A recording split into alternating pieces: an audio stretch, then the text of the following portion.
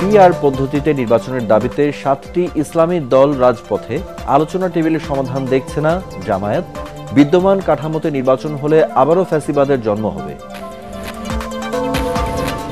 PR পদ্ধতিতে নির্বাচনের দাবিতে আন্দোলন দেশের গণতন্ত্রের জন্য ভালো নয়, মন্তব্য মির্জা ফখরুলের। অস্থিতিশীলতার জন্য রাজনৈতিকভাবে ক্ষতিপূরণ দিতে হবে আমির খসরু। রাজপথ নয়, চলমান বিরোধের নিষ্পত্তি হবে ঐক্যমত্য কমিশনের প্রেস সচিব। নির্বাচনী কর্মকর্তারা অনিয়ম করলে মুখোমুখি হতে হবে শাস্তির নতুন আইনের অনুমোদন। ক্ষমতা পাকাপোক্ত করতেই জুলাই আন্দোলনে গণহত্যা চালায় শেখ হাসিনার সরকার। ট্রাইব্যুনালে নাহিদ ইসলাম তার সাক্ষ্য মামলা প্রমাণে গুরুত্বপূর্ণ ভূমিকা রাখবে চিফ প্রসিকিউটর। চট্টগ্রাম বিশ্ববিদ্যালয় কেন্দ্রীয় ছাত্র সংসদ চাকসু নির্বাচনে প্যানেল ঘোষণা। ছাত্রদল ও ছাত্র শিবিরের বিশ্ববিদ্যালয়ের প্রশাসনের বিরুদ্ধে পক্ষপাতের অভিযোগ ছাত্রদল সেক্রেটারি।